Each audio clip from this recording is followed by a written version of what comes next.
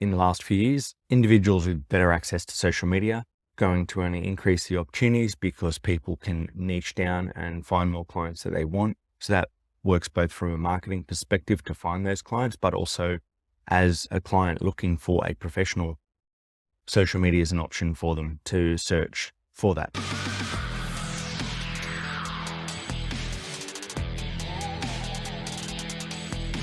Welcome to Phys with me, Aaron King, a podcast for exercise physiologists and health professionals wanting to grow and scale in business.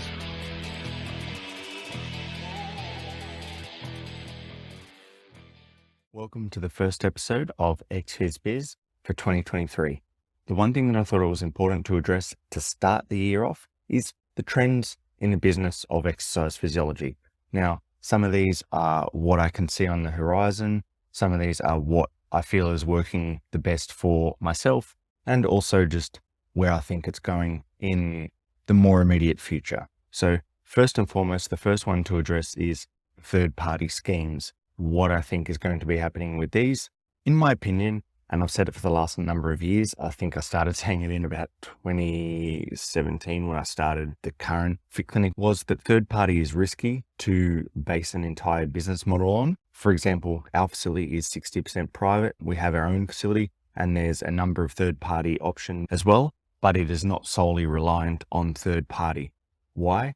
Because these can change at any moment. At any one time, the organization covering or governing the third party can just change the rules. And we've seen that pretty much with every single work cover, NDIS, Medicare scheme that's been around, that they've changed. For example, Medicare, the rebates didn't go up for around 10 years and they just put a freeze on them across the board. So by default, that was making a change where many people couldn't compete or couldn't bulk bill or anything like that anymore. And it was affecting the client base and the business owner themselves.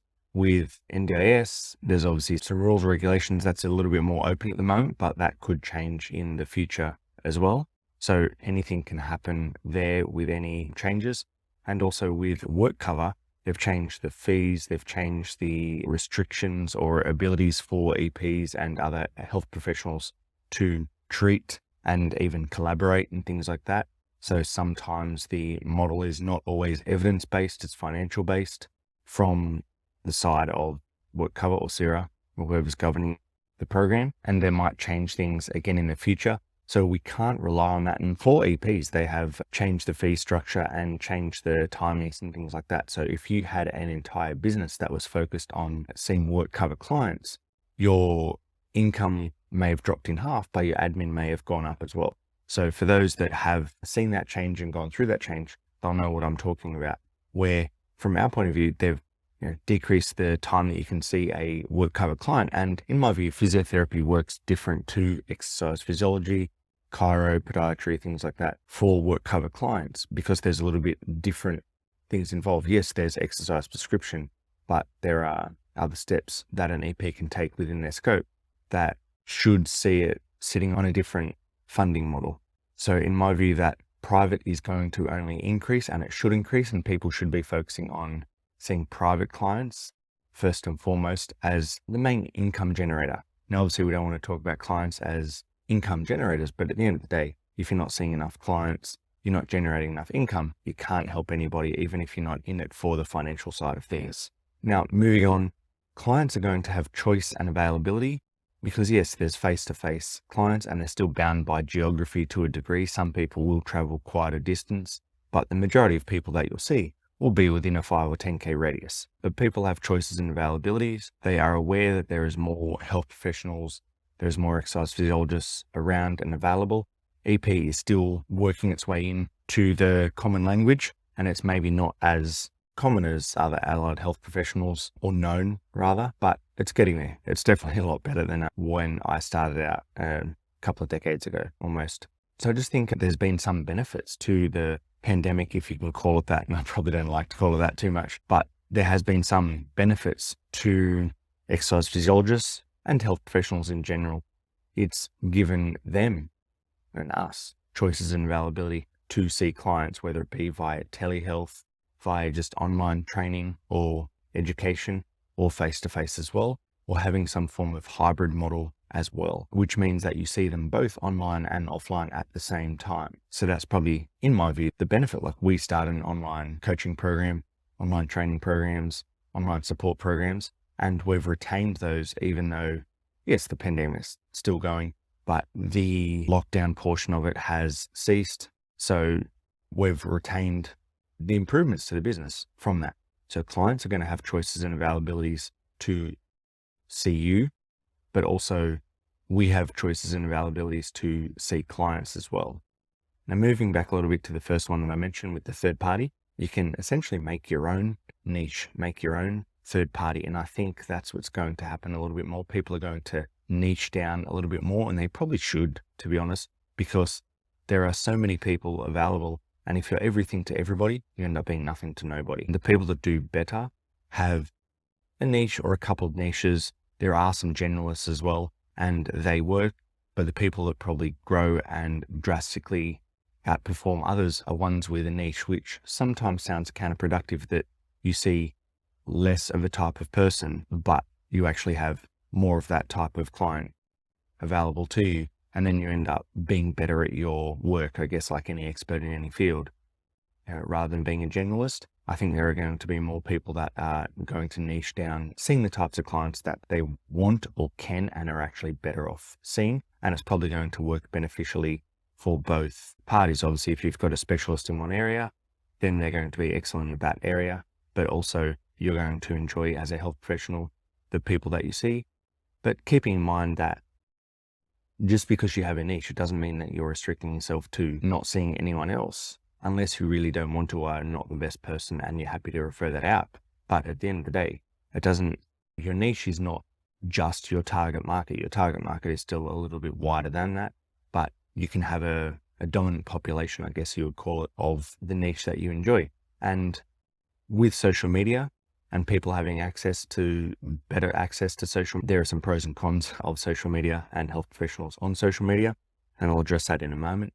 But it's allowed people to do their own research, I guess, to use a lack of a better sentence.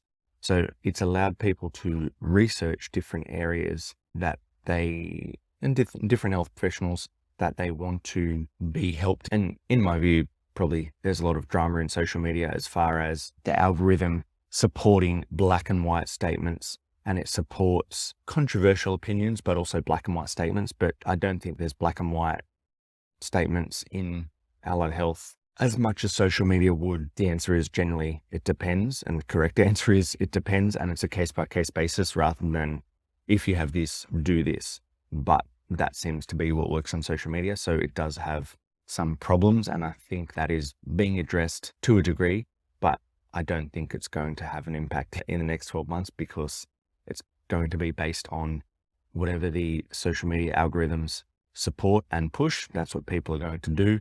And the things that seem to be pushed are the controversial, sometimes totally and wildly wrong, but more so the black and white statements, which don't always work. Or instead of giving if you have this pain, do this, it could be, if you have this pain, this is something that works for some people. But obviously that's not going to sell as easily and as well for someone to click on, clearly. I think boutique facilities and boutique programs are going to continue to improve this year because there's a 24-hour gym on every single corner, and they are still growing as well. But it's also given an opportunity for people to see that there is maybe something else as the other boutique facilities grow. Like, for example, F45 or other functional fitness programs and other boutique programs that have become more well-known and franchised. I think that's benefited the whole industry because when other boutique facilities like ours, for example, have shown up, when people have come from those other boutique facilities and come to ours, they understand that they're getting a more individualized service, and they're happy with that, and they want that, and they're looking for that. So it's just given an opportunity for people to see that there is something more out there than the 24-hour model. So it's benefited the whole industry. And I think that people continue to realize that there are more boutique facilities out there, and some people are willing to pay. And if you're running a boutique facility like us, then you don't need to see 3,000, 4,000, 5,000 members and try to get as many people in the door and focus on volume and focus on not many people actually turning up because you can't actually service the amount of people that you have. And that's how you make the money. And that's where the 24-hour model works, because they probably only have about 20 to 30% of people that actually turn up on any gear regularly. So the income that a 24-hour facility is making, if it's not too saturated, which in my view it probably is at the moment, if it's not too saturated, they might make double or triple or quadruple the income compared to the people that are showing up, because a lot of people don't show up.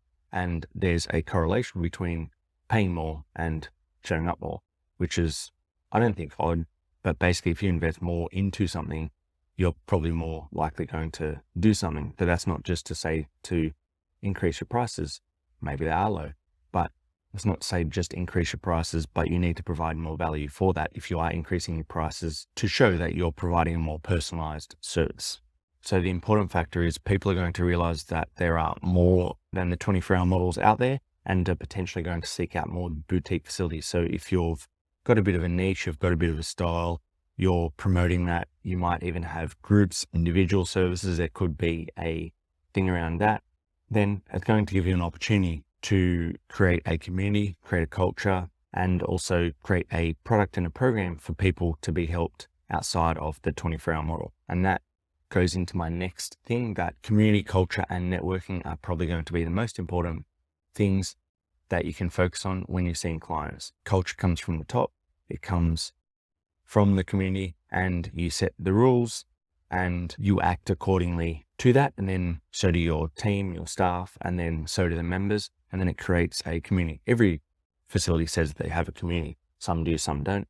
Even, for example, the snake oil salesman on Instagram create a community, even if it's based on a lie. They create a community, then they sell a product. There's some in the news lately, I don't know if I want to mention the guy's name, but basically sold a lie and has 1 million followers. Even though he was caught out, he continues to sell millions of dollars worth of his product and program. But because he's built a community and a culture, and even though it was based on snake oil, he's obviously shown to be a good marketer, even though wildly unethical and flat out liar. But it's easier to sell a secret than sell the truth, because it takes work, and also it's not as sexy, it's not as exciting to say, well, the answer is already out there. And it just takes progress, process, and to trust the process and do it over years. And that's where you'll get the benefit, rather than do this one thing and then you'll get this result. But I digress. I tend to rant and go a little bit off tangent, but I'm back. So community, culture, and networking. So having a facility or having a program or having a style that you promote community, being online, offline, up to you, depending upon how you set things up, setting the groundwork for the culture. Even when I was just one person, before I developed it and grew the business, I wanted to set the culture of Fit Clinic and make sure that it was going to be what I wanted and what I saw, that it's a team-based approach. It's not based on individuals just running their own race, that it's a team-based approach and we all help each other and we all work together. And that's what our goals as a business reflect as well. It's not just reflecting individual targets for people, it reflects team targets. And that was what I wanted to set, that we're a team. And also networking. I think if you look online, there are a number of different products and programs to advertise jobs, but all our team has come through networking.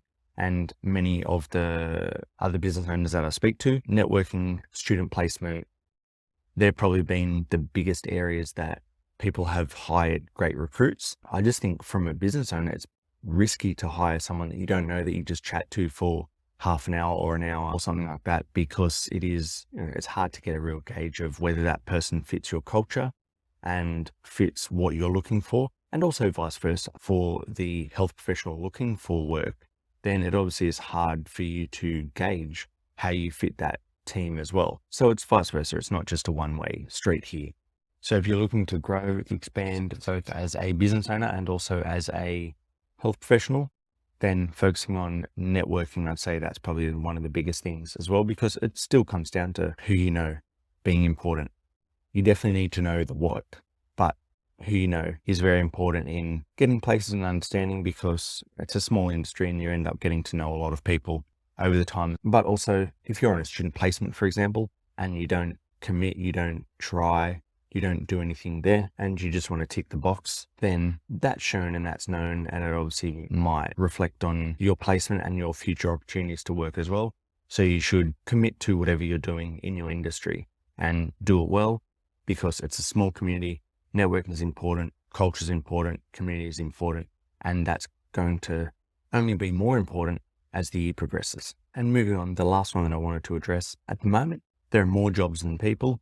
So you can make your own, or you can jump onto someone else's model. These are the things that people are going to have to consider in the next 12 months if you're looking for work. Some of the jobs are appropriate, many are not for the person, but for somebody that is hiring, I know that across the board, business owners are finding it challenging to hire team members, and it's only going to increase the opportunities for those looking for work that they can either one, wait and look for a job that really suits them, and vice versa. So it's not just from the business owner. Obviously, the business owner wants an employee, a staff member, a team member, whatever you want to call it, that is going to fit their model and fit what they're doing and fit the personality and fit the type of work role that they have on offer. But it also works in reverse, where a team member or a potential team member can really have a look at what job they want and jump into, whether it be a private practice opportunity, whether it be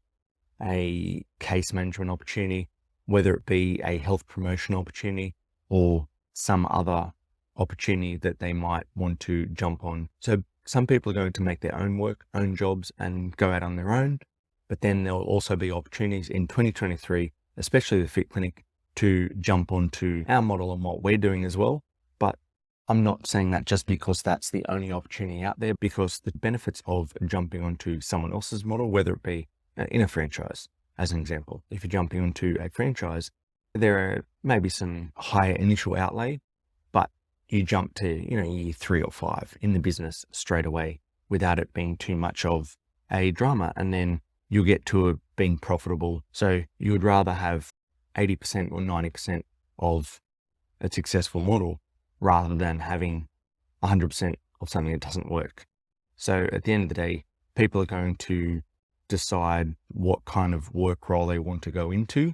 You can make your own, jump in someone else's model, and that's only going to expand in 2023, because at the end of the day, only a small percentage of businesses in EP earn 150K plus. And to be honest, that's not much. I might say, oh, look, that's a pretty good take home pay, but that's actually having no overheads. So I've had a look at the stats of EP as an example. I'm not sure of the physio stats or chiro stats or other health professional stats there as far as people running businesses, but in EP, only about 8 to 10% of businesses in EP earn more than 150, which you go, okay, that's great. 150, that's double the pay that you would expect.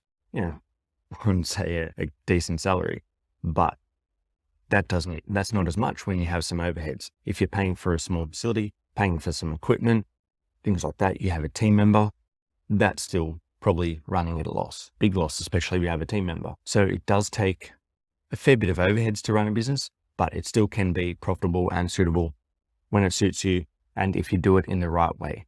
Because at the end of the day, if you have an employee, you do need them to earn 2 to 2.5 times their salary to actually cover the overheads that person might have, whether it be part of the facility costs, part of the admin costs, and also their pay, their super and all of that. And that's something that people, I don't think, realize when you're looking from the outside, looking in, going, oh, there's an opportunity. Okay, the business has a fair amount of turnover. That's great. But when you have a bit of a team, then the overheads increase drastically around that as well. So it just needs to be taken into account. So where I'm going with this one is that I think the opportunities to develop business and different business models are only going to increase in 2023 because there's more opportunities, but you just need to consider running a successful business. So we're looking at third party is going to change or can change, or we shouldn't focus solely on third party. Clients and team members and health professionals are going to have choices and availability because we're not just bound by geography, because hybrid programs and online programs have only improved and increased in acceptance in the last few years. Individuals with better access to social media are going to only increase the opportunities because people can niche down and find more clients that they want. So that works both from a marketing perspective to find those clients, but also as a client looking for a professional, social media is an option for them to search for that. The 24-hour model has kind of been saturated, and I think has been saturated for the last few years, but it's given opportunities for other boutique models to work their way up. That is going to be a focus on community, culture, and networking. People are not going to be just accepting of go in, do whatever you want, all access, no service type model. That works for some people, but it doesn't work for a lot of people. So people are going to want a community, culture, and a network to focus on and to have around them to work successfully with allied health or health in general. And there are going to be different opportunities as the year progresses, because there are a lot of opportunities out there, and it's only going to expand with all the different options, both online and offline. And it's going to be beneficial for both health professionals and also for potential clients. So everybody wins.